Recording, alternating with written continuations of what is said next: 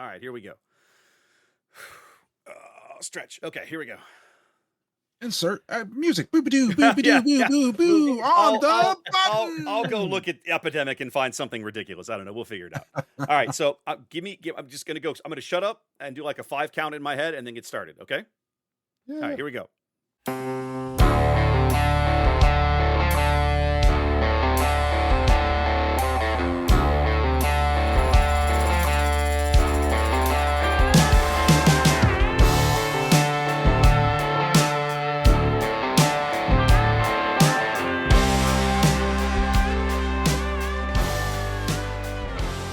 All right, welcome, ladies and gentlemen, boys and girls, gamers of all ages, to the inaugural edition of what I hope will be a recurring thing. This is the On the Button podcast. My name is Wes. You might have seen me on Twitch or YouTube. I'm joined by some other people you might have seen or know from other events that I have done on my channel. Ian and Trey, how's it going, fellas? Going pretty good. That was a terrible intro, and so I'm done. Okay, see you guys. We tried. That's it. We're over. I apologize. Yeah. I'm doing fantastic today. Awesome. I'm ready to roll, baby. Awesome. We're gonna throw our hat into the ring. I've been having a lot of fun with you two gentlemen covering tournaments on Twitch and YouTube, and we got to talking. And it was like, well, we talk about this game so much. Why don't we do it in another format? Wouldn't that be fun? I was like, okay, well, let's try it. So here we are. So welcome in. That was our ride to Austin. You saw me cover the Austin with Wes. That was our most of the ride. I mean, we talked about it a lot because it's a 2-hour trip, but yeah, it was let's set this up. Yeah, it's a shame neither of you guys made it with me to Mobile because that was a hell of a ride. That would have been a very epic conversation. 8 hours. Oh God, I was right there, just couldn't join you. That's true. That's true. Ian. I have to tell this story. I told it on stream at the time, right? I'm in Mobile covering the PQ there, and I'm all set up and everything. And I've been trying to get somebody to come co-cast with me. And Ian's like, but I'm going to be in Alabama that weekend. I'm like an hour away. Yeah, and for those of you, if you're listening to this, hold on. We're in Houston, Texas. Yes, so this is like a 35-hour drive. It might as well be for me. I didn't not join him because I was being a jerk. I was like, no, I have stuff to do. You had for stuff the next to do. 4 days. I couldn't be gone for however many weeks you were gone to this drive. All right, continue your story. And anyways, Ian tells me, he goes, I'm already going to be in Alabama. I'm like, what, you can't sneak away? He's like, no, my wife won't let me. We've got family stuff to do. And I was like, can I bribe her? And I was like, can I bribe her with something? Like, this would be awesome. And he's like, no, I don't think she'd go for it. Like, man, you're killing me. And literally the day of, I'm texting Ian like, you sure I can't bribe you? No, I was locked in. The wife was not letting me out of that one. No way. Yep. Great event. I'm looking forward to hopefully going back to Mobile and covering another PQ at Geeks and Gamers there in Mobile. It was a great event. Well, guys, we should talk about Unlimited, right? We're here for that. And JTL is but a few days old. We're recording this like 4 or 5 days after the official release date of 14 March here in 2025. We all got to go to some pre-releases. Trey, tell me about your pre-release experiences in JTL. So I went to 2. It's kind of well coordinated. So Houston is massive if you're not from this area. Houston is huge, and so it kind of divides into sections. So when I go play cards every Tuesday night, I'm driving an hour to go play cards. Then I'm still like a quarter of the way across Houston. It's so huge. So there are a bunch of shops, and the north side handles a lot of this type of gaming stuff better than the south side of Houston. So there are maybe 5 pre-releases across the weekend, and they kind of coordinate together. So you can like go to one and you go there, you go to Conroe in the morning, and then which is north of North Houston, and then that one ends and they end it, make sure they end it just in time. So you can drive down the road highway, hit the next one, hit the next one, hit the next one. So you can hit pre-release after pre-release. And I didn't because I had stuff to do, but I did make a couple of them. So I made one that Friday night at Dragon's Lair, which is kind of in that corridor. And then I really liked people in Conroe. So I got up and went to the one in Conroe the next day, but I think it was the next day, it was Saturday. But then I couldn't go to the rest of them with everybody else, but you guys had a ton of them. So my pre-release experiences, I learned that I'm not great at my first pass of building these decks. So I have a method I crack open my packs, I lay out all my cards, and then everything's sorted when I lay it out, and I look at it and I build a deck. Promptly lose. And then I go, and then I go back over it, and then I build a deck and crush my next opponents for the rest of the thing. So I rebuild it, like, I go from white to black, I go from green to red. It just, so yeah, that was it. I had a good time. I didn't win a lot because you lose in that first round, and you're definitely not gonna, your tiebreakers are not gonna get you there in the end. But I had a great time. Going into this set, I wasn't actually as thrilled going into this set because I'm a long time Magic player. Mhm. I mean, I haven't played in 12 years, but I mean, I played, but I haven't really like been into it in 12 since 13. But I play Magic for a long time, and one of the cardinal sins in Magic is Voltroning up some huge monster and then losing like all of your cards at once because somebody plays like a simple card that kills your guy. And that's this entire set. And so I wasn't really like super excited about the set going into it. I'm like, this is my game. I'll play it and I'll get all the cards and everything. But this is not, I'm not feeling a stirring in my gullet about this one. So having played it and played with the cards, I actually feel a lot better. I'm a lot more excited about this one. When we get to the part where we start talking about decks, like, oh, I'm having all these ideas now. So anyway, that was a lot more than just my pre-release experience, but being in the pre-release is what got me excited about this. I got to see all the cards. I got to Voltron some guys up, and the very first experience I had, I've just had this. I was totally reinforced. The first pre-release I went to, I built my first deck, the one that I lost, and then I sat down and I played a guy, and I had nothing on turn 1. I had a dude on turn 2, and then on turn 3, like the 4 resource turn, the game should be well underway. I put a pilot on that guy, and he immediately gets killed. So that was the very first thing that happened to me in Jump to Lightspeed was all of my preconceptions from Magic of you'd never Voltron up a guy, and then because he's going to immediately die, happened immediately. But then everything after that was pretty good. Yeah. All of your worst nightmares are about to come true. Okay. So who did you play in that first pre-release? What leader were you on? Apparently you swapped midway through? How did that go? Honestly, I think I played Vonreg in the first one, and that's what died immediately. But I don't remember exactly who I played. They all kind of blur together. I ended up, let's see, one of them I played Boba Fett. I played Wedge once. I've slept since then. I've slept since then, so I don't have much. Okay.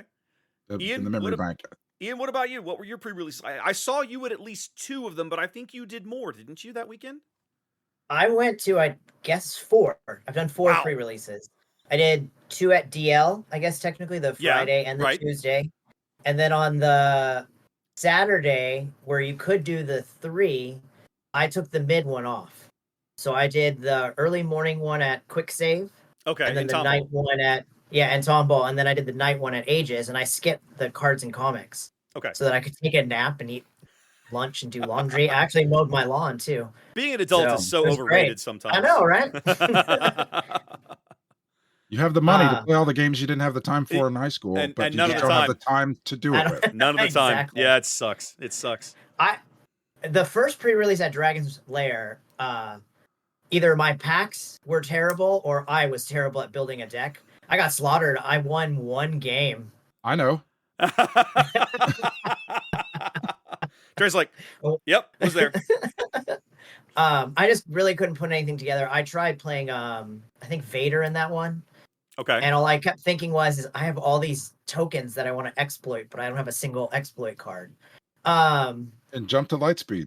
Yeah, and Jump to Lightspeed card. Yeah, who would have guessed, right? All right. So that was kind of interesting, but the one at Quick Save I played Piet because I had a bunch of I pulled a Devastator, 2 Chimeras, and a couple of those. I had like 3 of those. What is it, Quasar Cruiser or whatever it is? The black. The ones that make TIE fighters. Yeah, on attack, make TIE fighters. Yeah. Okay. So I had about 9. I mean, in a 30-card deck, I'd try Piet too if you've got that kind of. Yeah, I had like a third of the deck. Okay.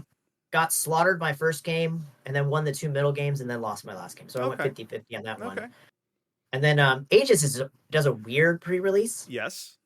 He gives you a pre-release kit and a box. Since I had been playing so many of the pre-releases, I realized that Luke Green seemed to be by far the best pre-release deck. Luke is really seemed good. to always be winning. Who's undefeated? Luke Green versus Luke Green. Who's undefeated? Luke Green versus Luke Green. So I just started pulling together a Luke Green deck, and because you get a box and a pre-release kit, I had 4 of shoot downs, 4 of those the squad hunters, the 2-1 sentinel ships. Oh yeah. Yeah. I the little- had 3 blue leaders, which is the ambush in space or the ground, 2 trench runs. So I just loaded it with fighters, ambush, sentinel, and got undefeated in that last one. But I mean, the shoot down card, if you can play 4 of those, that's turn 1, kill your ship, 2 damage to your base. Okay. The next turn, they take initiative. Okay. Next turn, play another ship, 3 damage to the ship, 2 damage to the base. So I've done absolutely nothing. The board's completely clear, and Yeah. I'm already 4 points ahead.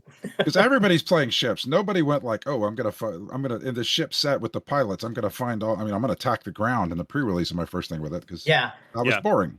My strategy, my end game strategy was to put Luke on a war juggernaut on the ground. Nice. I like it. I really love the ability. I mean, there's so much focus in this set, obviously, on space units and piloting space units. But I think to me, one of the biggest advantages of piloting characters is the ability to put them on ground vehicles as well. And we're going to see more of that going forward. Yeah. I'm doing that. Yeah. It's fun. Yep. You had a really good showing at Aegis, though. You went 4-0. Yeah. You were tied for the top. Yeah. And the prize at that event was a Carbonite box. So technically, the prize was a Carbonite box, a Spark box, and a Twilight box. Yes. Was technically first prize. Second prize got nothing. It wasn't quite that bad, but it was a very top loaded. No. Second prize got nothing. Okay. You're right. It was the raffle. I got stuff out of the raffle. And was thrown into the raffle, right? Yeah. We decided, instead of playing a 5th game, we were both playing Luke Green. Shocking. He said split, so I split. That's weak. Put it on the line. Heartbeat. No freaking way, Put it on man. the line. Weak. Oh god. So weak. 6 Carbonite packs was not something I could pass up, and to go home with nothing at that point would have been heartbreaking. Yeah. I would. And now the obligatory question: Carbonite packs were decent. Yeah. I got a foil, or I guess prestige level 2 IG ship. Okay. Prestige level 2. What's Starhawk? And a prestige level 2 executor. And I also pulled another Devastator. Very now nice. I have the Starhawk to you. The Yeah. Starhawk. the Starhawk. Sorry, the Star. I don't even know where that's from, by the way. I don't have any idea. I think one of the video games, maybe. Great card if you can get it out, man. Yeah. I've thought about playing that card in Piet. Ooh, yeah, even off aspect, it's still Off kind of worth aspect. it. So Piet, if you It get Piet on negates the its board, price. Yeah, you either negates Piet its price. exactly. Piet either if he's out, you can skip the penalty for heroism, or you can still reduce it by 1. And Piet's going to have 10 resources at some point if he's alive. Like, that's not a big deal. So I've thought about it. Well, I had a pretty. That was 3, right? What was your 4? You played one on Sunday still too. You played a lot. No, and then again on Tuesday. Oh, that's right. The 2 Dragon's Lair. That's right. I only made 2 myself. I was at Friday night Dragon's Lair with you guys. I played Rose that night, and went undefeated. One of the things that I love about Sealed, these pre-release events, right, is that you get the opportunity to get a sampling of what the format is going to feel like a little bit in draft, right? Not totally, because you're not drafting, but leaders, one of the things that I've come to appreciate about FFG, leaders that we look at and dismiss in Premier play can be really, really good in limited play. And I think Rose is in that category. I was shocked at how effective she was with some of the cards you can find in JTL.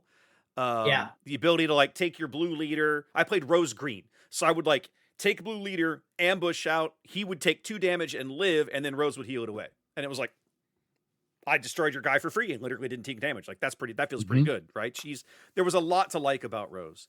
I was also at the Aegis pre-release. I pulled a bunch of stuff that was capable of building. I had all the cards that everybody thought would make Poe really good.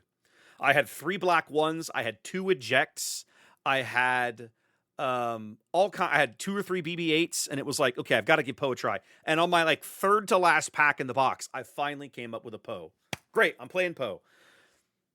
I was not super impressed, truth be told. I think I played it with green, obviously, because of the ejects and everything else. I think there's probably better lines of play for Poe in constructed in another color. I think in constructed, green is going to be too slow for him, personal opinion. But I have not spent a lot of time with it. He kind of underwhelmed me a little bit in that event. I went 2-2, and I was like, I don't know that I'll spend much time with Poe. It's Go ahead. I just want to add, it's hard to tell in that event. That's not your normal pre-race. I agree. I won because it was janky. Like it is kind of it is kind of janky. The leader that impressed me the most at that event that shocked me was Lando. Really? I played Michael playing Lando, right? And he was playing Lando, or you were playing Lando? He was playing Lando, and he had done. Michael is very good at this game. He's very, very good. We were having this long conversation before the event started about our mutual acquaintances from the old Decipher Star Wars CCG days here in Texas back in the day. And he played Lando Green, and like I'll give you an example of some of the shenanigans he got up to with that front side ability. There's that 4-1 ambush fighter in green, right? I forget what it's called, Eager or something. Yeah, or other, right? The E-wing. It's an E-wing. Exactly. So he had a unit on the ground, so he would play it, tap Lando, shield it, ambush something, wipe it out, and still have a fighter on the board. That's awesome. And I was like, okay, so now I start to see some of the lines of play with Lando that are interesting. Now, is that going to translate to Premier? I don't think so. At least I think it's his 7 resource flip turn. Like he better have a big impact. Now, in that game that we played, he did have a big impact. I think I had to throw like 4 units at him to get rid of him or something. It was ridiculous. Wes, I want to add. Yeah. I ran Michael over in 5 minutes with that loop. Aegis, like ran him over. Lando is slow. Yeah, Lando is not exactly. Lando is slow, but my point was that was some interesting like lines of. I had never thought about doing that sort of thing with him. So even though I got my face smashed in, I learned something and had fun playing that game. But of course, that was pre-release weekend. We're past official release. JTL is here. What are you guys building? Ian, hold on. I want to go back. No? I got more stuff to say yet? about the. No, I'm not done. I have to cut that. Go. So one, I looked it up. The Starhawk. Yes. So I looked it up so I can eliminate everybody on what the Starhawk is. The Starhawk shows up in between Jedi and the sequels. It's actually shown in Star Wars Squadrons and in a bunch of books. Okay. It was a New Republic battleship. Okay, there you go. It's a video game. So, yeah, it's a video game thing and a book thing. Okay. So more pre-release stuff. So for those of you who don't know, I'm a dealer in this, and even though I'm on the naughty list at the moment, I still managed to get stuff, just not quite as cheaply. And I didn't know that I didn't normally have a big event, and I have a lot of people at my house, and we play a lot of cards, and it's super fun, and people drive from all over. I didn't know that I was getting pre-release kits until like I showed up to pick up my stuff, and there was like, and you want a bunch of pre-release kits? I was like, yeah, sure. But I didn't have time to promote an event or announce it or clear it with the people that need to be cleared with to have the people over. So as I've kind of picking my spots, but what I have been doing is I've been playing Twin Suns Limited. Okay. So you get a multiple of 4 people. Everybody gets 2 pre-release boxes, and they build a 50 cards singleton deck out of Twin Suns. I've done it twice now, and it is so much fun. I wanted as fun to try as it. Twin Suns is. Yeah. I did it once last Wednesday, and then I did it this Tuesday when we went over to Dragon's Lair. But it is it's fun to just build out of a limited pool. And just like the Lando story that you told, you have to play with cards you wouldn't normally choose. Yep. And now your pool is limited. You're building with cards you normally choose. So like it just lots of really fun and crazy stuff happened. I did things like I played at one point I played a contracted jump master, which is a yellow-black ship in space that has Sentinel. And so I played that. It's 2-4. And then everybody just kind of left it alone. And then I played Bosk on it as a pilot, which gave him +2/+2, and then he deals like a damage and taps whatever he attacks. Correct. So one of the people at this table was like being super greedy and trying to squeeze every last piece of their card out. And they had one ship left, and they were going to flip Luke onto it, but nobody had nobody had anything they could do to stop that ship left. And so he was taking his time, and he was going to get there. That was the last thing it was going to be. He was going to put Luke on this big, huge, some sort of battleship, something, some red big ship.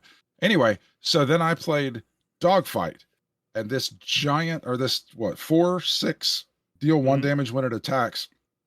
Exhausted him. Came in tapped. It was already exhausted, but I got to attack, and so like he totally missed his Luke flip turn because of that. Because and then the next turn I played the colorless card that says attack with 2 space units or whatever it is. Yeah. I did that to win the game. Mm-hmm. So it was super fun. We've been through it twice now, and so I'm gonna look forward. If I get to do pre-release in the future, I may do just a Twin Suns event where everybody gets 2 packs and builds the decks out of that. I like it. I'm in. I love me some Twin Suns. I'm game. Yeah. That new mat is gorgeous. The new Twin Suns mat is insanely gorgeous. Pretty. God, that is amazing. And it's big enough. Yes. That's what's crazy. It is absolutely big enough to hold 4 people on. Yep, plenty of real estate. Massive. All right, so now that Trey's ruined my perfect segue, we're going to go back to Ian and ask, Ian, what are you working on in Premiere Constructed now? Like, what's caught your imagination that you have either intend to build or have already built? So it's still really early, but I'm building a first set Palp green deck, which is mostly and I'm playing it with the cunning aspect, so yellow. Okay. And basically it's centered around Traitorous, the new pirate that steals starfighters. Oh yeah.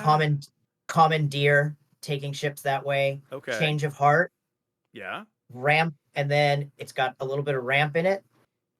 And then it just brings out big ships. So basically I just waylay, no good to me dead, frozen in carbonite, just tactic, steal what I want, kill what I don't want, trade off. I don't know how well it plays yet. It's clearly very frustrating for people on Carabast right now because I can't finish a game. And one of the cards that I'm playing in it that I think is it's strange that it's playing so well is Vigilance. So I'm playing an 8-cost Vigilance because when the game gets late and if I don't have a big ship, getting rid of like 6 cards from somebody's deck really goes a long way of, oh look, there went 2 Lukes or whatever end game you're looking for. What I am struggling against is hard aggro decks. Yeah. If I go ahead, Trey. I was just say for those of you on Carabas that are having to play against this, I want to sincerely apologize for doing this to Ian.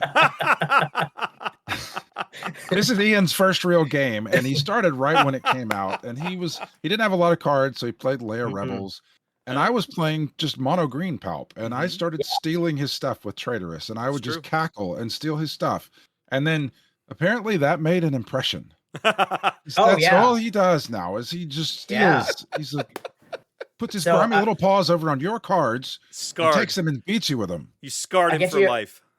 I'll give you an example how bad it went in one game. So somebody played Snoke on me. I killed a unit to steal the Snoke. Okay. Like flip my Palp to take his Snoke. To steal it on your side of the board. And then played Clone on the Snoke. So that's amazing. Everything's -4.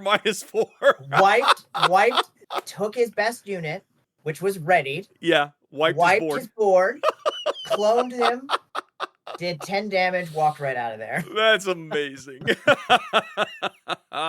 So that's what I'm working on right now. Okay. Okay. I think playing live will be different than playing on Carabas because Carabas is fast. Yeah. Well, and they can reach across the table when you're playing live. So that's really the only thing I've had any time to work on right now. Okay. All right. But I'm building also a couple of Twin Suns decks, but in Premiere, that's all I have right now. Okay. Trey, what about you? What you been cooking? Like I said, I wasn't super thrilled about this when it started, but as I went through the pre-releases and all the juices started flowing, I've got a bunch of different things running around in my head. I've got to, like everyone else, Piet got me very excited. It was independent though. I didn't see people talking about Piet. I just saw him and went, "Capital ships are amazing," and then started trying to find them. Yep. I've got that belt. I have that belt right now. I played that earlier this week when we played.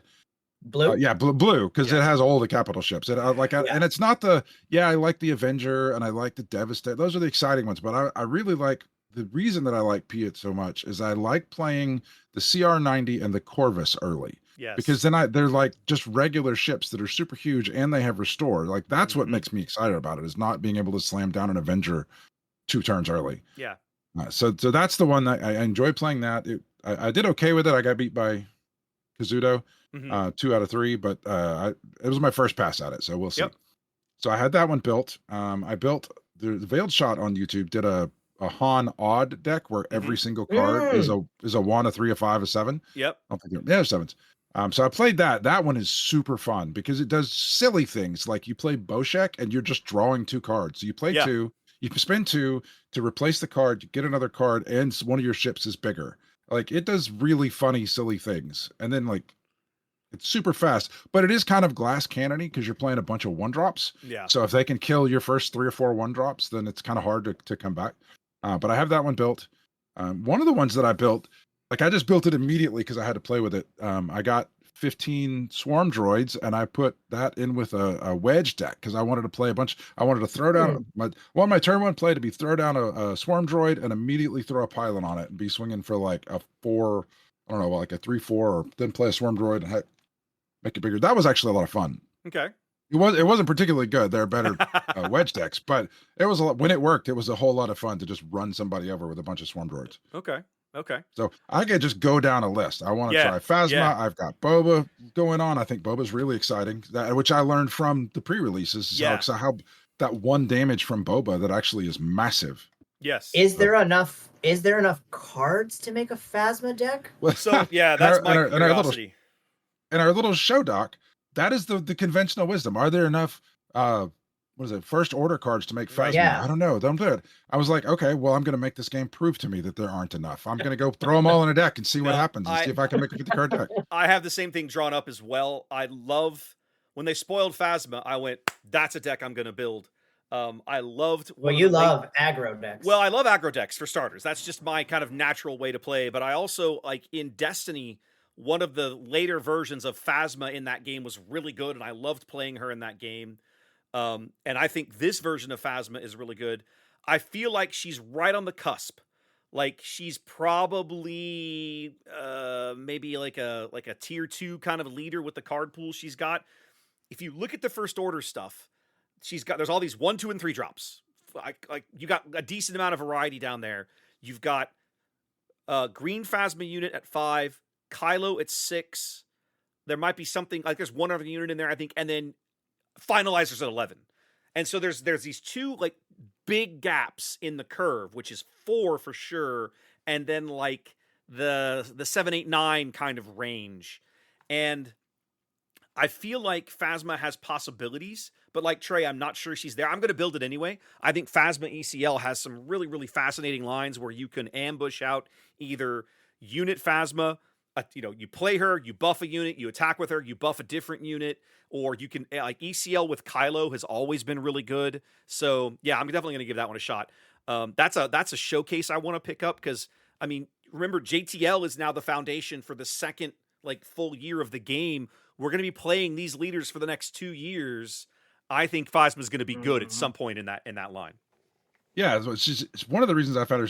She's one of those leaders that only gets better. Like every set will have like first order card, and then Phasma's just a little bit better. So exactly that last moment when she's legal and premiere is going to be all of the cards. Yep, I agree. I'm looking forward to that day because I think I like her. Plus the showcase art on Phasma is just gorgeous. That's one of the better looking showcases in the set in my mind.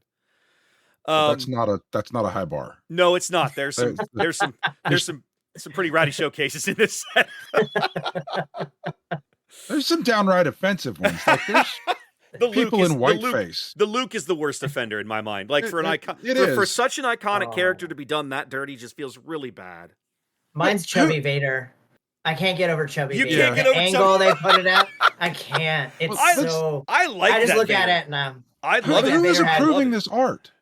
This is a company that's making money off this, and there is an art director who Well- put I make some proxy cards on my own, so I know about commissioning art. Who put this call out for art and then took it back and said, "Oh, this is good enough. Let's put it on one of our Luke Skywalker in Star Wars. This is our premier card of the set. One of them. What's That's What's But how do you interesting- do that though? Because of likeness rights, right? He can't look like Yeah, you can. Mark Hamill. No. Maybe. They have the Lucasfilm has the rights to likenesses for art for these guys. I guarantee it.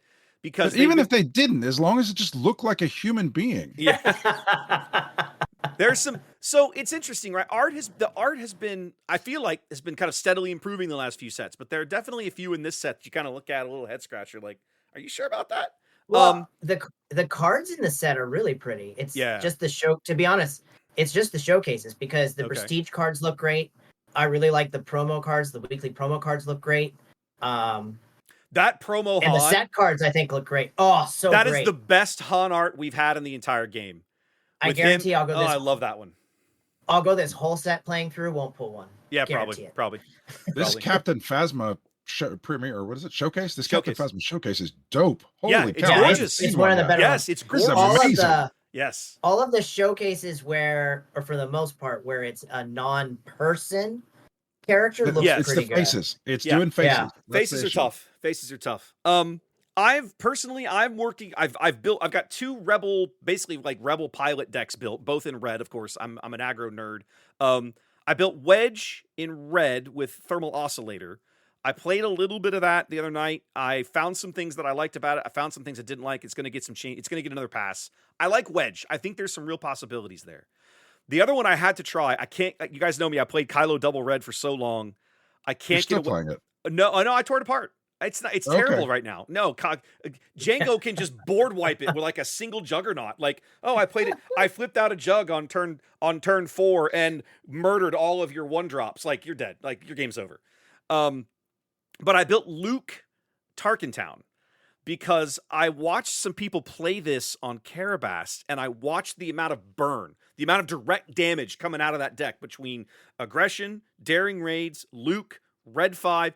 You could just keep attacking their base, and while you were doing that, you could murder their whole board. I was like, this is fascinating. I'm really interested in this. Oh, and Hot Shot Maneuver, which is a great card in that deck. So I was like, I built that deck, and I only played it a few games, but I'm going to keep that one around because I think that one's got some sneaky fun lines. The thing I'm trying to convince myself, in fact, I drew it up today, but I haven't put it together yet. The one showcase I pulled was Rio. And Rio, to me, is not like a leader you look at that gets you really excited. But what what sold me on the deck is when I stopped and actually looked. Rio comes out on 5 resources. There are and he is a 3/5 pilot when you attach him to a unit. And if that unit happens to be a transport, he's actually a 4/5 pilot for 5 resources, which is kind of nice. But also, there are a lot of really good 4-cost transports that you can tee up for him. Yeah, The transport is such an uninspiring word. Like, it just seems like you're the FedEx delivery guy I showing know, up. But there's but go- some really good ones. But yeah, go run the search. It's like in the new set, it's at 4 costs. It's all the fire sprays. Well, all of them. Not all of them, because the old ones are all 6 cost, right? But the new fire spray, right? The new Fet's fire spray is 4 cost. IG 2000 is 4 cost. The Decimator of Dissidents, which is an indirect damage thing, is 4 cost. The Hunting Aggressor is 4 cost. And all of these other cards around that framework deal with indirect damage. And so I was like, I'm going to build red-yellow indirect damage based around Rio. It's probably going to be a pile of jank. I don't care. I'm going to build it and try it because I think it looks like fun. So we'll see how it goes. Fun. I'm going to try it. Now I want to try that. Yeah. So pro tip from the guy that's the dealer, go buy your aggressions now because aggression just got real good. Oh, yeah. Aggression's its ability to just destroy your pilot as well as kill somebody else. Like, yeah. aggression has always been the worst of the weaker. 4. Yeah. The weaker one, the cheaper one. Go pick it up now if you want Yeah, hyperspace for or sure. hyperfoil or whatever it is. Yeah. It's gonna get. It's good. I don't know if it's gonna become the best one because vigilance exists, but it's got a lot more powerful. You're gonna see a lot more of it. Yep. Now, Trey, you touched on Twin Suns earlier. Let's circle back around to that for a minute because you guys have played way more. In fact, I've never even played a game of Twin Suns. Full Really? confession. No, I haven't. Wow, no way. I am lazy, and it's been on my to-do list for 6 months. So let's catch me up here. What you guys have done a little bit of Twin Suns, I think, even in the new set. Yes, I know Trey has. You haven't yet, Ian? Well, I've done it with the sealed limited. I stuff. haven't done Right, a right. full Twin Suns event. Right. Oh. So Or I haven't done a full Twin Suns game. okay. So Very first thing I did when I got my cards, or my first set of JTL cards, was update my Twin Suns Grand Inquisitor Krennic deck. Like immediately. Went to 80 cards, put the new things in I thought would work. Double Call it a day. Imperial. Double Imperial. Now you're speaking my language. As an unrepentant Imperial, you're speaking my language. I'm excited. So Trey, talk to me about what out of the new set you hit on Twin Suns a little bit earlier. So talk to me more about like what appeals to you out of this new set with Twin Suns. I mean, we're now finally getting full Twin Suns, right? We're not getting the 50 card kind of proto version. We're now getting the full 80 card, full experience the way it was intended, quote unquote. Right. Talk to me about what you think what's gonna be awesome in Twin Suns now that JTL is here. Well, so first I want to talk about Twin Suns as the format. So Twin Sure. Suns itself is just a different vibe than playing Premier. So I feel like I need to have a second night where I play Twin Suns, because where we play our weekly at Dragon's Lair, we like to play. There's like a core group who enjoys Twin Suns, so we'll cycle, but we'll do a draft 1 week, and then we'll have open play, and then we'll do a tournament, and then we'll have a Twin Suns night, and then we'll start doing it all over again.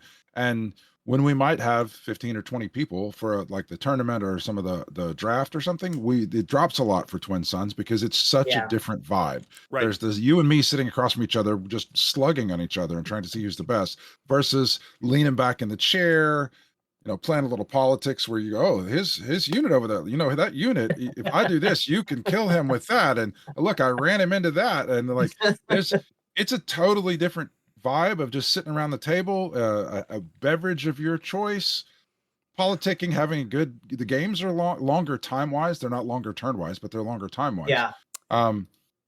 So I actually really want to have like just a second night where I play Twin Suns so that we can get away from scaring people off a quarter of the time while we play Twin Suns at Dragon's Lair. So for the first year there just weren't enough cards to make the full 80 card deck. And I guess maybe to get a little more into that, Twin Suns is the 4-player multiplayer variant that is the Commander competitor for if you played Magic Commander, Magic EDH. Mm-hmm. That's what this is. It's a 4-player game. It's one person's going to win. It addresses a lot of the things about Commander that kind of suck. Like in Commander and Magic, if you lose immediately, you're just sit there and wait until the game is over. And in this game, the first person dies, the game is just about over. So they get a lot more games in, you go a lot quicker. Yeah. You finish the phase and then that's it. Yeah. Yeah. And then you just start and go again. So you just get keeps people engaged. Anyway, there's some other rules like that. So for the first year, it's a singleton format. For the first year, it was 50 cards because there weren't enough. It was supposed to be 80, 80 cards singleton, but there just weren't enough cards to do 80 and have any sort of cohesiveness. So they said, all right, for the first year, it's just going to be 50 cards. Going into the fourth set, when we start the second year, we'll do it. Now going forward, it'll be 80 cards. So we've been playing the crappy short shifted 50 card version of this for a while. And now I'm really looking forward to get into it. So the biggest card that I'm looking forward to playing with is Data Vault. Data Vault is a green base with 33 health that says your deck size is 10 cards bigger. Okay. So it's an above 30 health base.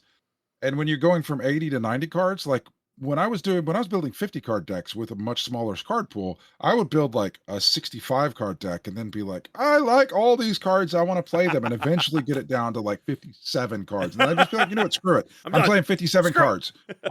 I might win anyway. And it kind of works. It's just, and so when you're looking at 80 cards, 10 additional cards is a much lower percentage of cards than if 10 cards is to 50 cards. But the biggest thing is that there's two ways to measure bases and damage. So either you count up the damage that's on the base. So you're playing Tarkentown and I'm playing some random 30-point base, and you have 15 damage on your base and I have 15 damage on my base, so we're tied, versus how much health is left on the base. So if that same scenario, you have 10 health left on your base and I have 15 health left on my base. And so there are very specific rules for who wins the game in Twin Suns. So if we get to that scenario in Twin Suns and we both have 15 damage on our base, I win because the rules say the person who has the most health remaining on their base wins the game. Right. Yeah. Well, when it came to the first year of it, nobody played a 25 point. I tried it once, No. got annihilated immediately. Yeah. 25 Yeah. damage, you lose immediately. So nobody Yeah. played those. So it was everybody was just playing the crappy, or not, just the regular 30 point bases. And so everybody's used to, at this point, everybody is used to just counting up damage on a base is the exact same thing as how much damage is left on your base. But no longer. And so no longer. So now if I'm running a 33 point base and people are going to get caught counting up damage, even if they know intellectually that I have more health, that it is health remitting on the base, people's that muscle memory of counting up damage on the base and using that as the shortcut to see who's winning, that is going to catch people out. And I did it. That was the one where I was telling you, like I ran, what was it, where I played the dogfight, and I did like I ran Data Vault in limited. I had one in the limited pool, and I ran it, and I had plenty of cards. I had to cut one extra when I was at 61 cards instead of 60 out of that limited pool. And so, yeah, it came into play. Like everybody, I ended up winning the game because I had 3 extra health. Yeah. So that's the one I'm most excited about. But then, My Inquisitor deck is using Lake Country. I'm going for it. All right. Going for it. So, I'm going for it. You've hit on something that I think is also going to be a thing in Twin Suns, and I had not considered this until the release day stream that FFG did on their YouTube channel, right? They did like a 7-hour release stream. The very last thing they did was a game of Twin Suns where one of the guys was playing Lake Country as his base. And I looked at that and went, oh yeah, I didn't think about that in TS, because you're still getting 2 colors. Well, you're still getting 3 colors, right? You're getting, color, and either villainy or heroism, whatever that is. Mm-hmm. That's in the current card pool. That's still, you can come up with 80 cards and only 2 colors, no problem. So super easy. Yeah. So Lake Country, I think in Twin Suns doesn't really cost you a whole lot if you decide you want to go that route. Yeah. And then mine with the Data Vault, it's 1 health less, but you get the third. You Everybody still get the plays third color if you want it. You get or the 4th color. No, fourth color. Yeah, third color. Yeah. Yeah, third color. Yeah, You get the extra color. Right. There's a lot to like about both of those. I think that's going to be interesting. I love it. Yeah. Great way to play the game because you can lose but still win, I guess is the way to say it. Like, I don't know. I've seen people go completely off tilt where they can completely win the game, but you just are hitting them with so much, like, I don't know, little damage here that they're like, I'm going to kill you. And then it's like the total wrong answer sometimes is to take somebody's base out, because then everybody's just counting in their head, how do I get lower? Yeah. So it's a lot of fun. Games change really fast. People can get pretty angry. Fun. Fun. I don't really get angry, but I have long-term plans. Trey just gets even. Trey just gets even. My plans go beyond just the game that we're in, because like I have in my head, like if you play the games a lot, you know what you think the right play is. Like it makes, even if I'm putting myself in your shoes, not the right play for me, but the right play for you is to do this. And so if like somebody makes what seems to me to be the wrong, like a grossly wrong play that somehow doesn't benefit me, then it becomes, I have to punish them, even at the expense of losing this game, because I have to establish my reputation that if you do dumb things to me, I'm just going to spend the rest of the time going after you. I don't care about winning the game anymore. I'm just going to make sure you don't win the game. Case in point right there. He's really a teddy bear, folks. He really is. I love when you can tell when Trey gets upset because he just scoops his cards up. I'm scooping.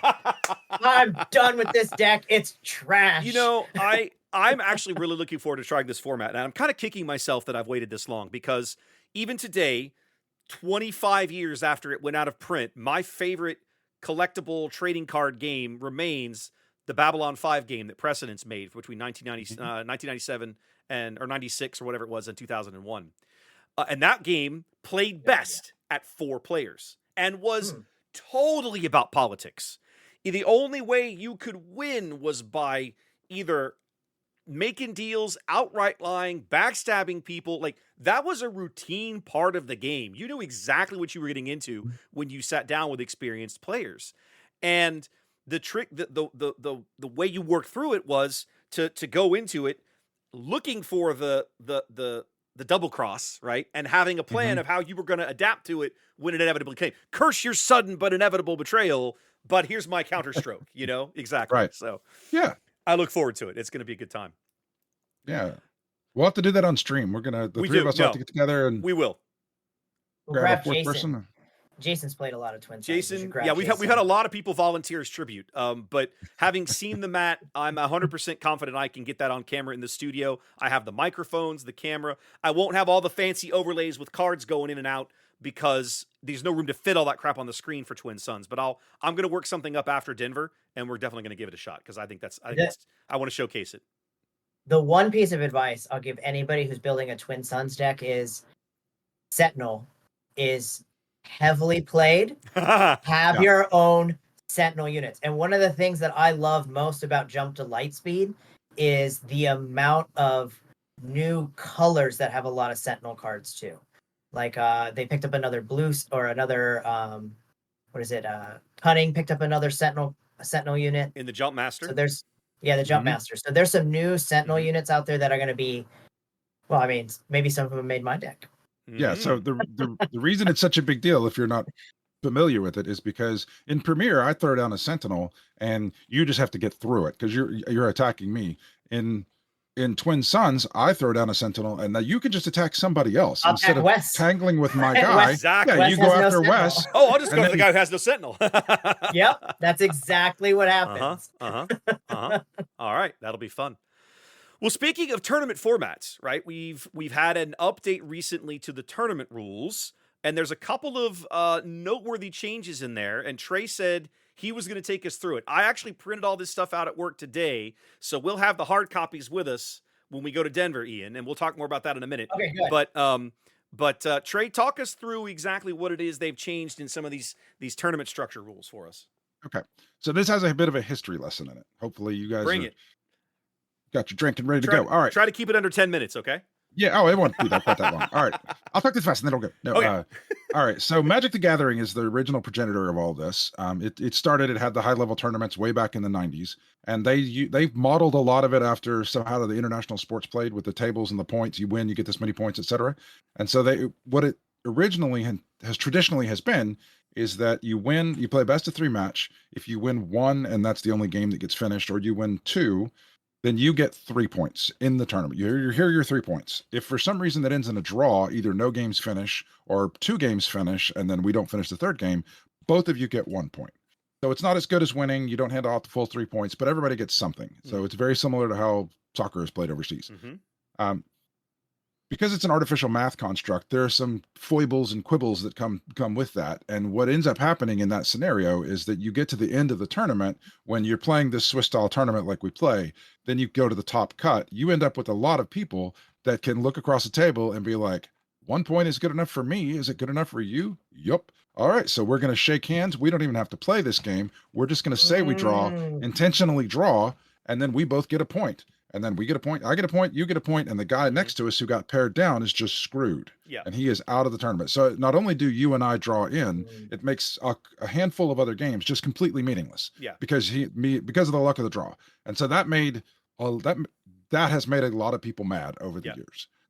Just the ability to do that at the end of the tournament. So there are other games have tried to address that in certain ways. Go ahead. Can I just ask a question? I mean, but isn't that your right for doing so well at that point? Where you can draw and still make top cut? Like, isn't that your advantage? Well, that is the advantage to win. I'm undefeated. I take a draw and I'm still in the top 8. Sure. Maybe I want to lower my seeding. Right. But people still don't like that you're able to do that. If you're there to play a tournament, they want you to play in the tournament to do well. And so you can't really outlaw draws, like intentional draws in that, because you and I could just wink and nod and then just play really slowly and never finish a game, and oh no, we drew. And so there have been tinkers with the structure of tournaments. I know Lorcana has like some weird, you only play 2 games and then you get points based on how many games you win type of thing. People are trying other things to do it. And so one of the things that SWU tried and that they started with is that there's no draws. If either you win the tournament and you win the match because you win best of 3, or you get 3 points, or nobody gets any points.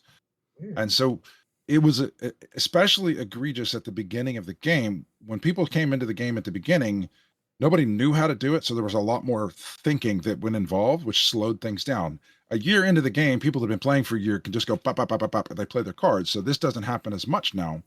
But at the beginning, there were a lot of games that just went to time and nobody won and nobody got any points. And so you had a lot of people getting angry that they'd played a bunch of SWU. I keep wanting to say Destiny, but that's not right. They played a bunch of SWU, unlimited, and then they just what do you mean we both lose? That's awful. Right.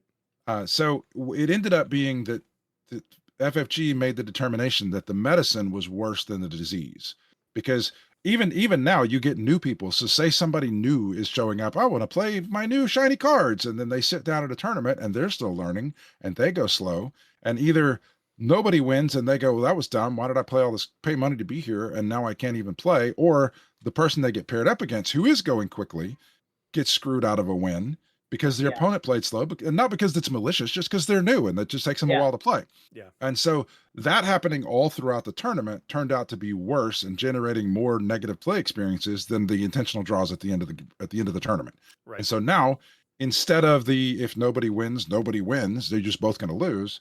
They've gone to the traditional way of, if you win the match, if you win the best of 3 match, you get 3 points. If you draw, you both get 1 point. And that's been the decision. I didn't watch the stream, but the decision has been that this intentional draws are not what we want, but it's the least bad solution. And so that's what we're going to change to, and that's what we're going to go with. Yep. So I have a question. In my last showdown that I played in at Cards and Comics and Connects, I had a win and I had a draw. That draw pushed me into top 8. I don't know how you got that draw because melee.gg doesn't support that. I don't know. They took the draw. It was on the paper. Win. So that slip that you fill out, that is just a generic slip that's not specialized for unlimited. Oh, okay. So that's what they use for Magic, and that's what they use for other things. Most of the people, or a lot of people listening to this, will know that little 8.5 inch wide slip of paper that you fill out that's about 2 inches tall. Mm-hmm. So I don't know how the draw got factored in. Maybe she just gave you both losses. I don't know how that works, but the tournament rules don't allow for, up until this point, didn't allow for draws. Yeah. Okay.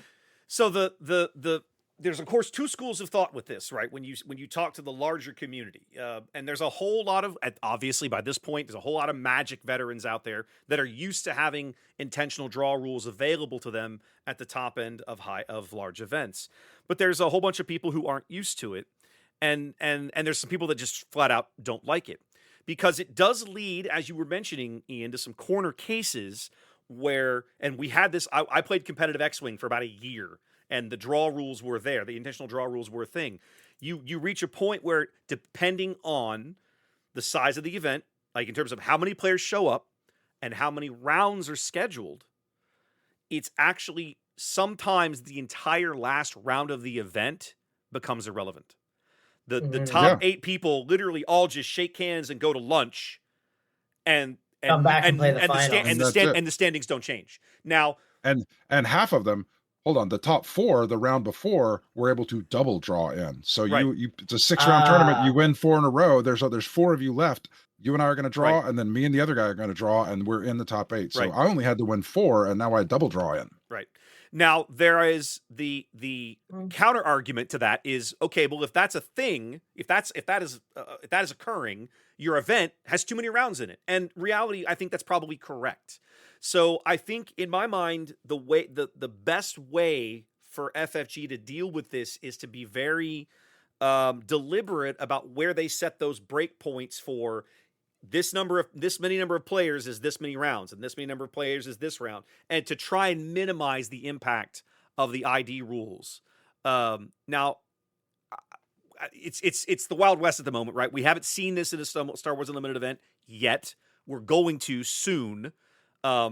And my suspicion is, if things go south and it comes, if one or more of these big events over the next few months leaves a sour taste in people's mouths, we'll see some other kind of change. Because I will say, go ahead. FFG, at least look, I'm new to card games. Mm-hmm. This is my first one, so especially in a tournament-based format, I would say they've been pretty quick to act on fixing things, in my opinion, so far. Like in set 1, set 2, Boba was kind of a problem in both of those things, and they fixed the Boba problem, in my opinion. They've made no adjustments in this last meta because there was no adjustments needed, in my opinion. Some people were winning with random, weird, janky stuff. Mm-hmm. I understand that, like, the top half was Sabine and Han, but I think they've been pretty quick to act on making changes. So I think if the community doesn't respond well to this, I think that FFG will make a change. That's my feelings as well. And if nothing else, what I like most about this is it signals that they're willing to change, right? That alone is a good sign. Professionally, what I do for a living, when you find people who are so fixated on the process or my way must be correct, everything must bend to my way regardless of reality, that never ends well. So their willingness to take a step back and say, okay, people are not a fan of this, and we think there's room to try something. Let's change it and give it 5 months, 6 months, whatever, and see where it's at. And if we need to change again, if we need to course correct later, we've already proven that we can and we will. So we're not afraid to revisit this in the future, I hope. I find it to be just a really interesting game theory problem. It is 100%. Just how do you solve this? So I just noodle in the back of my mind about do you make draw points different than regular match points? Or I don't know. I don't know. I hope I play well enough in a tournament where that's an option for me. I would love to be like, hey man, let's just draw. Let's go into the finals and call it a day. Like, let's go get some Whataburger and call it a Swiss round. Let's go. You keep dreaming, Ian. You'll get there one day. Hey, I won my first event, that pre-release. That's right. That's right. Awesome, dude. That's right. He's crushing it lately. I'm getting there. Of course, now new tournament rules are out, and the first big wave of tournaments in JTL is about to land, right? We're recording this. It's the 19th of March. In 10 days, we will have not only our first sector qualifier period in Milan, Italy. That will be the first sector qualifier ever held for the game.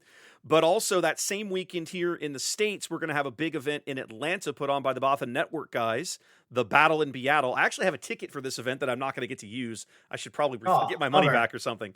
But huge shout out to the Bothan Network guys, to Frank and Courtney and all the other organizers who are putting on that event in Atlanta. I'm confident it's going to be a great event, but it's going to be the first big stateside tournament for JTL. And then Europe's going to have one quite literally the same day. And so you and I, Ian, the following weekend are going to be in Denver doing live streaming of Swiss rounds for the first sector qualifier in North America, which will be at the Colorado Convention Center on the 5th and 6th of April. And we're going to have, hopefully, a whole bunch to talk about after seeing those tournament results come in the weekend before. Yeah. Oh, I hope so. Yeah. See what's possibly going to end up the meta. Yeah.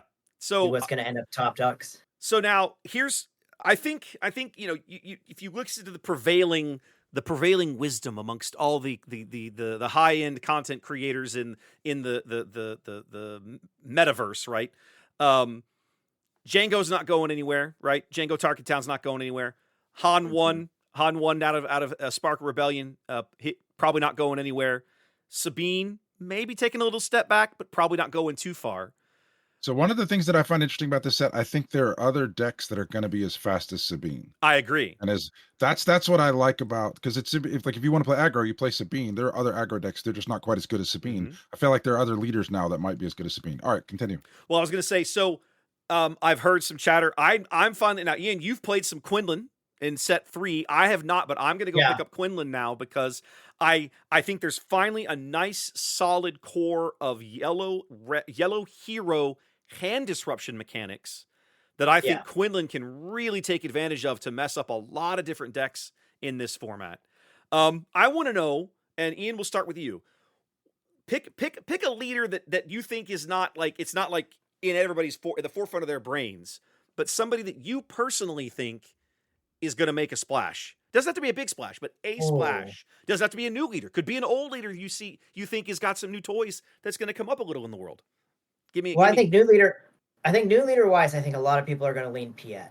Yes, 100%. I think a lot of people are going to try a bunch of different Piet decks. I expect to see a bunch of different Piet decks throughout these next tournaments. Yep. And somebody will land on one that's pretty crazy and plays well, I think, in my opinion.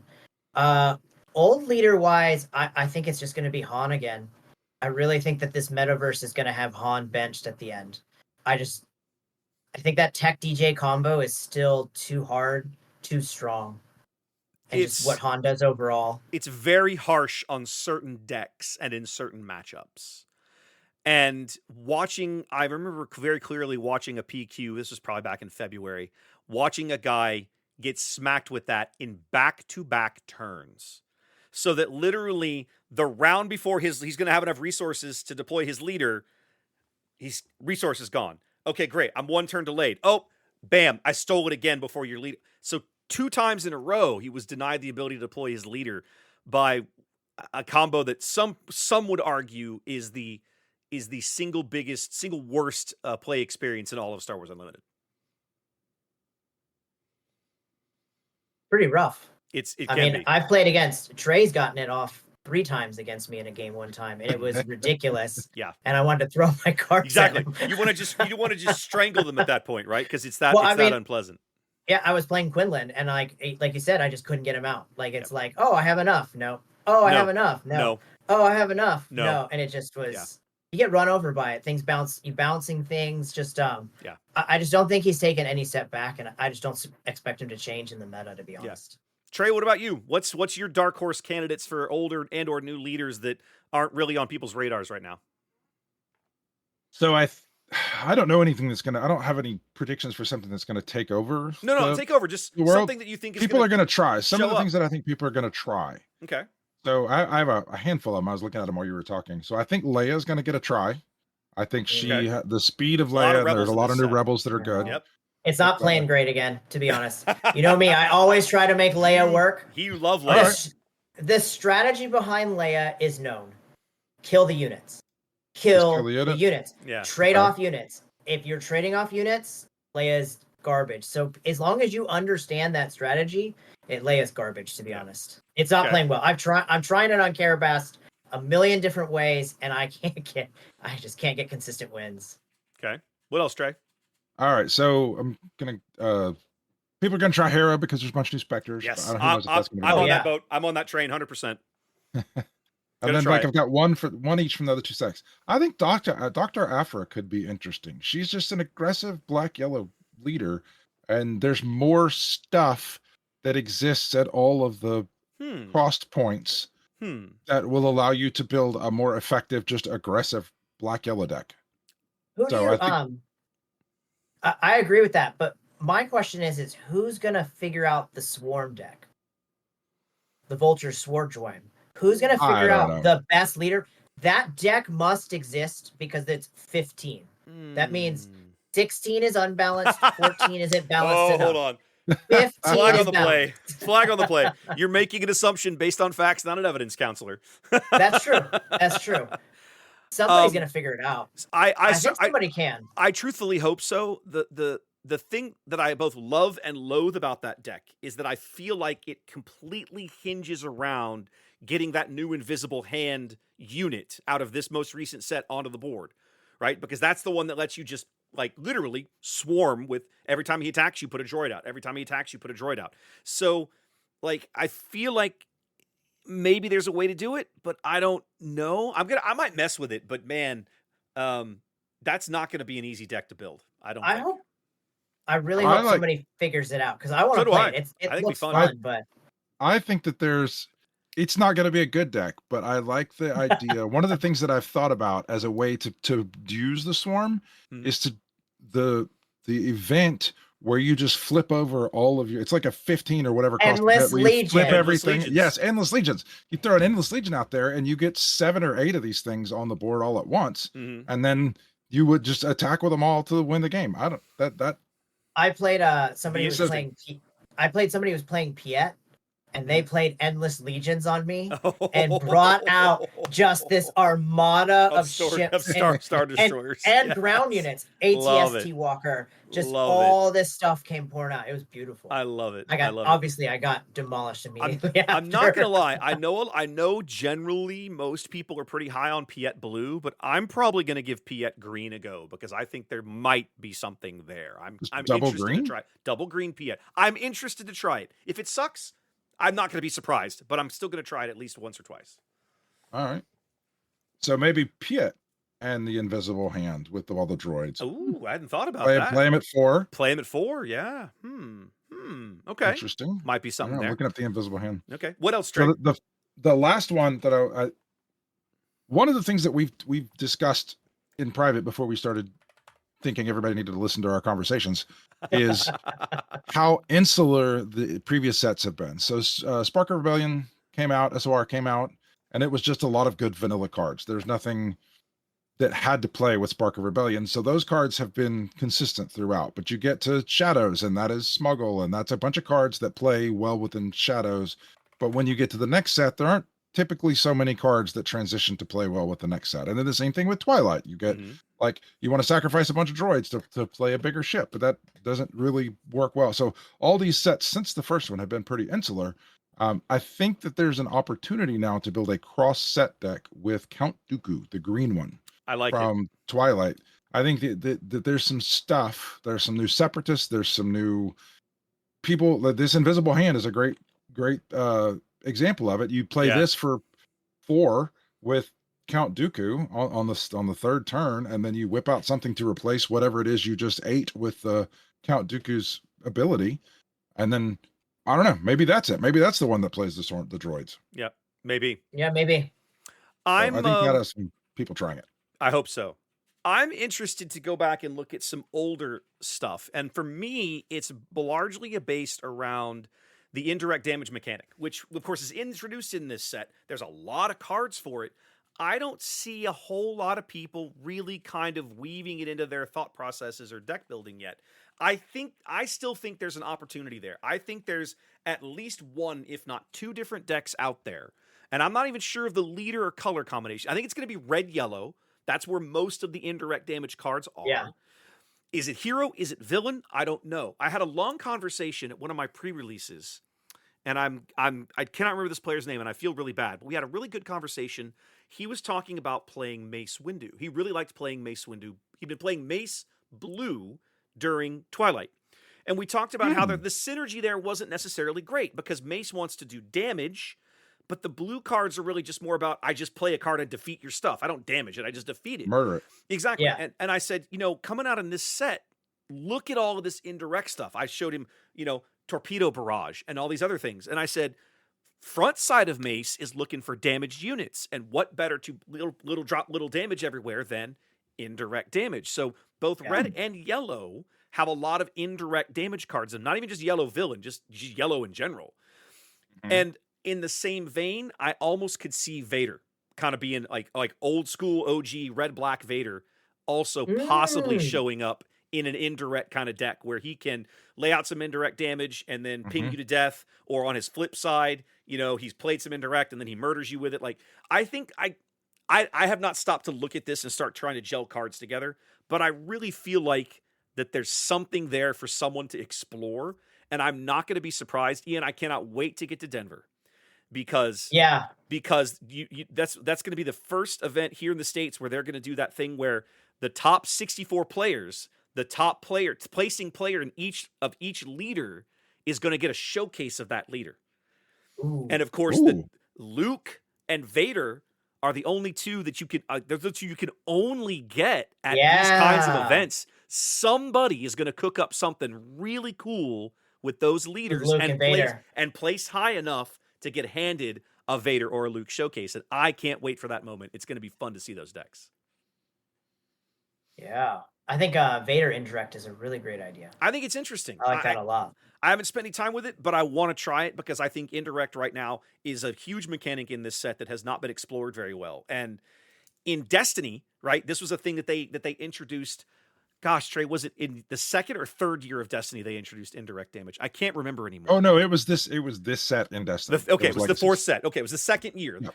And at first, indirect damage, everybody was like, okay, whatever. But by about the time the sixth set rolled around, towards the end of the second year of the game, indirect was huge. It was everywhere. There were almost entire decks built around it. It was a significant portion of the meta. It started off small, but as they added more and more and more support for it, it got really big, and it introduced some really interesting dilemmas and math problems for your opponents to solve about where can I place this damage to keep myself in the game, right?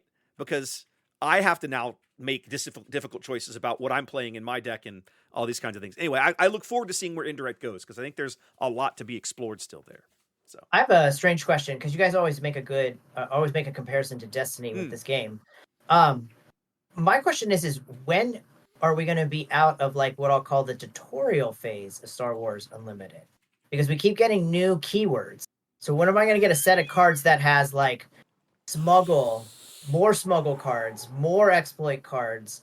Like when am I going to get a rounded set? you probably don't want my answer to that because it's incredibly negative. It doesn't exist, does It's it? No, it doesn't incredibly negative. Well, yeah, this is before Wes gets his soapbox out. I will say that not just Destiny, but like I've been doing this since 1994. These type of games. So the way that companies approach this is every set comes with something new. In this case, it was indirect damage and pilots. Piloting. Last case, it was co-op, whatever the thing is. Coordinated exploit. An exploit, and then based on the reception of that mechanic and how it played and how people liked it, sometimes they get good and people enjoy them, and then sometimes they're bad and they let them fall away. So it is they will eventually see like, exploit was really good. It turned out people really enjoyed this mechanic, and then they'll pick that one mechanic up and they'll chuck it in a bucket called evergreen. And that means that's something they can bring back and they will bring back on occasion. But a lot of them, you're just never going to see them again because they didn't do what they necessarily wanted. That makes me kind of bummed because how am I ever going to know if like smuggle's a good mechanic? Like there's not enough smuggle cards to know if it's a good mechanic. Thank you. That's my problem with it, right? Is that, well, and also in a game like this, you have entire leaders like Lando and Hondo from set 2 built around the smuggle mechanic, and they have been given nothing new in nearly a year. And that feels terrible. Not because they're bad leaders, but because they're based around a mechanic that's only in the one set. So they're like a one and done sort of thing. That feels terrible. Yeah, I was just wondering if we're ever get like that rounded set. Well, some of them will get chucked into the evergreen bucket. I hope so. Who knows? Maybe smuggle will go into the evergreen bucket. But then on the other hand, this is 200 cards, 100 and something cards that come out three times a year. Sometimes they're just sometimes they're just not going to work and nobody's going to play them. 2, sometimes they're going to work for a little while and then people will stop playing them. That's what new cards are for. Okay, so topic for next time. I'm going to leave this on the table and we'll make a show note. We'll talk about this next time. Of the mechanics that got added in sets 2, 3, and 4, what would you personally, based on what you know today, put on the list of I want to see this come back, or the list of I could do without this forever? Think about that, and we'll talk about that next time. I think that'd be a fun conversation. All right, guys. Any closing thoughts before we hang it up? It's been about an hour. It's time to probably let everybody else get on with whatever it is they're doing. Yeah. Ian, anything? No, I don't have anything extra. Great talk. All right. So great chat with you guys.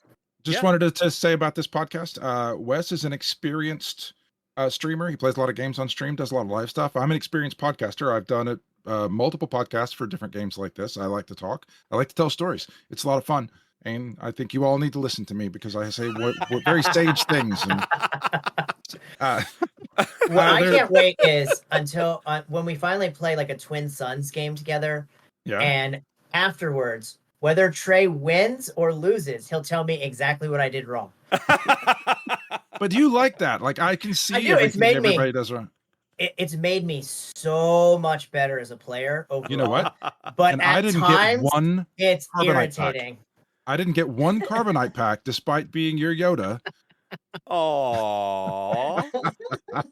That's so sweet. So anyway, so as far as podcasts go, we have some experience. We know how to do some of this stuff. This was our first. This is the rough draft. This is the rubbish bin one that people are going to see. This is the rough draft. We have a lot of stuff coming. I like the idea. Some of the other, I listen to a lot of podcasts in general. I like when people play games, trivia games. Somebody comes up and asks questions. That would be a fun segment to do. Yeah.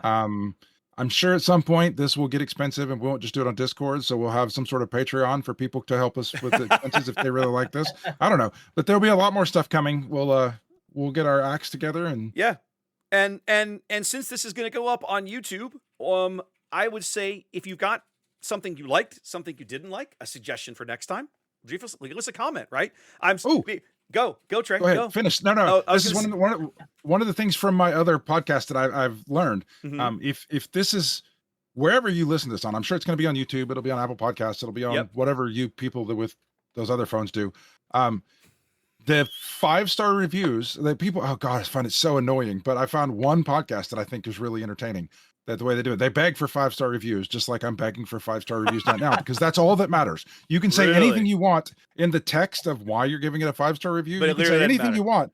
Doesn't matter. Just So give it like 5 leave, stars. give us a 5-star review and leave something insane in the text. I don't know, whatever it is.